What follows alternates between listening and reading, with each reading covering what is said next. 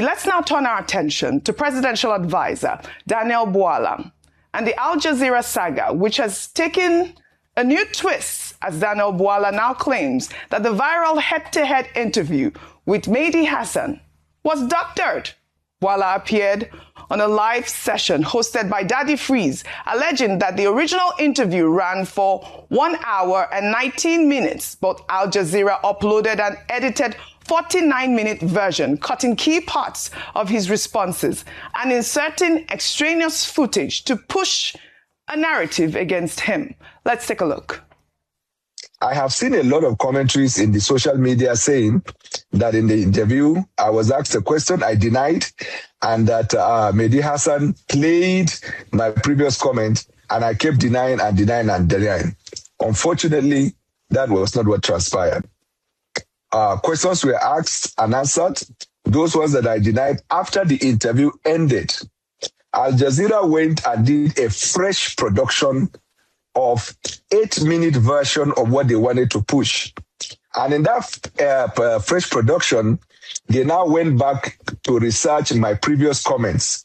And what they did was they did cut and join. They portrayed to the public that in that interview I was asked, and when I answered, it was not favorable. They played my previous comment regarding the question that they asked, unethical and illegal. That is what all the media people that I asked, they told me. Unfortunately, I don't know why Al Jazeera did that. They said I was asked and I was denying that I said some things against my principal, President Bwala Tinubu.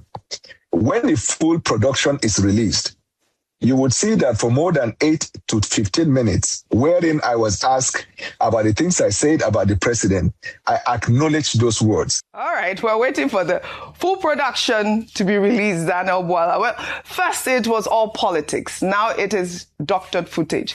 Daniel Bwala is offering a new explanation by the day, but Nigerians have seen the clips, heard the voice, and drawn their own conclusions already. I mean, this will be damning if Al Jazeera, actually did doctor this video, not to show the part that he admitted to some of the, allegations that were presented to him. Dr. Abati. Okay, the last time I commented on this, I talked about the bad faith of Mehdi Hassan. I talked about what people call style in journalism, which may well just be bad journalism. I talked about, what will look like ambush journalism. I referred to the book of, approach that Mehdi Hassan himself has written, where he confesses that he erects his audience or guest as a straw person, and he lies by omissions. He's not apologetic about that, but he's lucky enough to find a platform that has offered him a job. So there's no such thing called style. There's something also about, good faith and about professionalism. We can argue about all of that, because there were persons who said, it's called head-to-head. Even if it was called leg-to-leg, there is a certain standard, that is required in terms of civility and, style and professionalism and all of that. I'm not here to teach journalism. However, I also said that last time that Daniel Bwala made himself available for that ambush. And that he did not do his own work, he did not prepare well enough before putting himself up for that interview. And I said that I hope that he will have learned his lessons. Now, let me now focus today on the lessons. Now, one of the things we do, and I say this as a man who has managed so many interview processes at the highest level, either here in Nigeria or elsewhere in the world.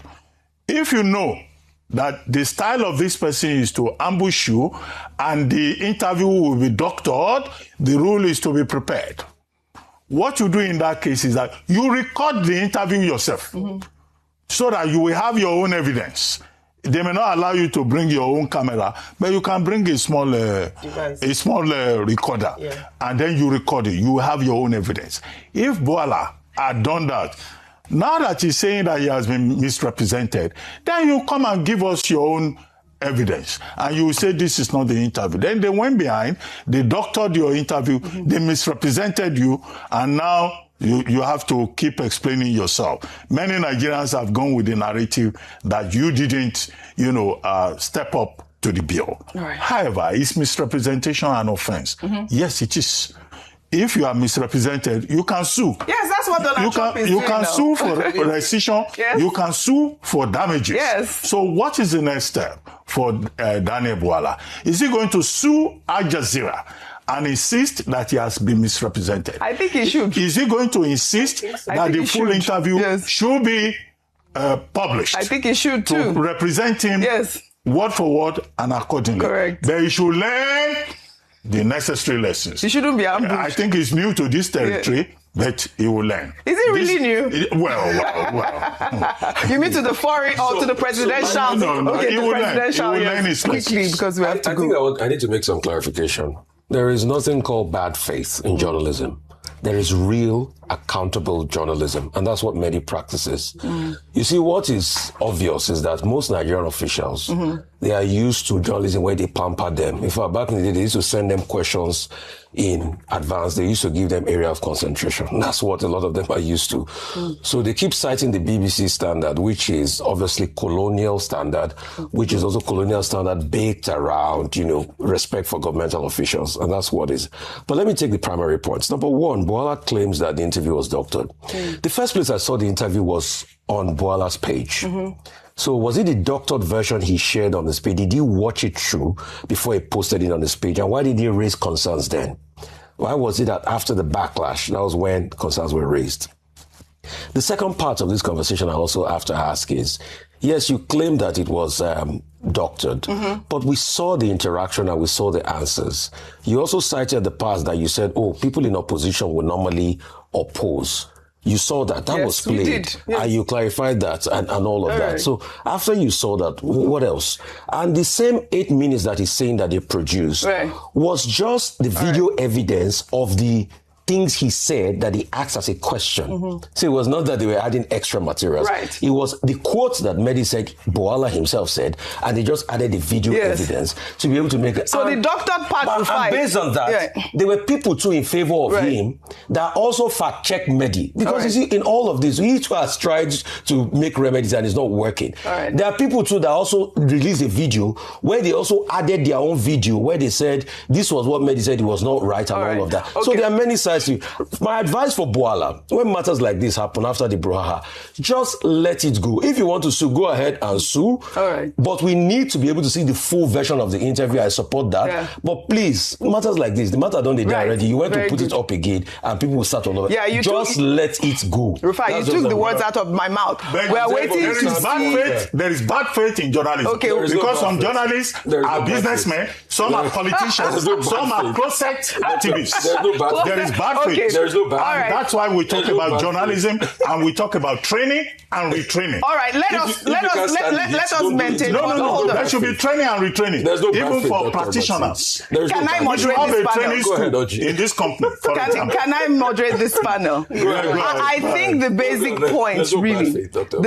point really is the fact that Daniel Bwala has made an allegation that his video was doctored, and the doctored part, Rufai, is the fact that they took out where he admitted to saying those things. So we are waiting for the full interview. This is the end of the story. We are waiting for the full interview. If Al Jazeera does not release the full interview, we advise Daniel Bwala to sue.